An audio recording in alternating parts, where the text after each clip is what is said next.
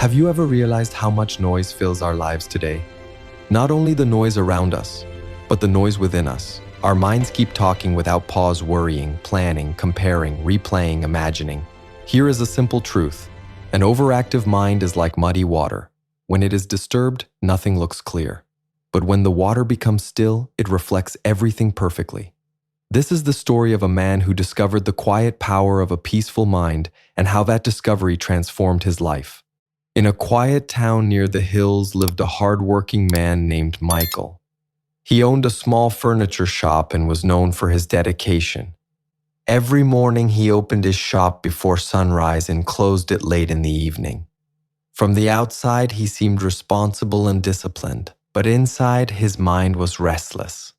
He constantly worried about unpaid bills, difficult customers, rising competition, and even problems that had not yet happened. At night, while the town slept peacefully, Michael would lie awake replaying conversations, mistakes, and missed opportunities.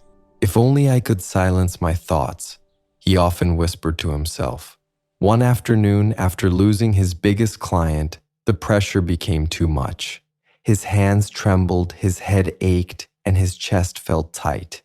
He walked to the back of his shop, sat down heavily, and muttered, "Why does everything feel out of control?"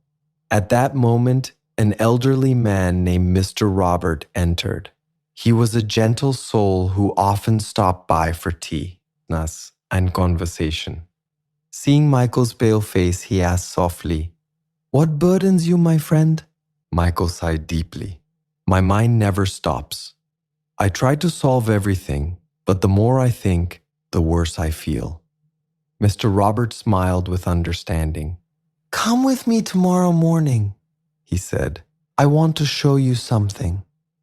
The next day, they climbed a small hill behind the town and reached a quiet pond surrounded by tall trees. The water was perfectly still, reflecting the blue sky like a mirror.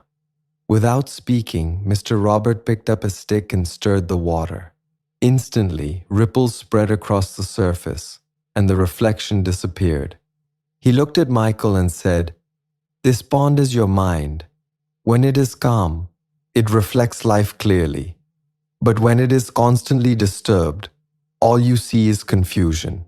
They stood silently as the ripples slowly faded and the water became still again. In that quiet moment, something inside Michael shifted. From that day forward, Michael began visiting the pond every morning. He would sit quietly, breathing slowly, watching the water. At first it felt impossible. His thoughts raced about money, work, the future. But he remembered Mr. Roberts' words, "Do not fight your thoughts. Let them pass like clouds across the sky." So he practiced. Day by day, subtle changes appeared. His mornings felt lighter. His speech became softer. He listened more carefully. Even when difficulties arose, he no longer reacted with panic. Then one night, disaster struck Dade.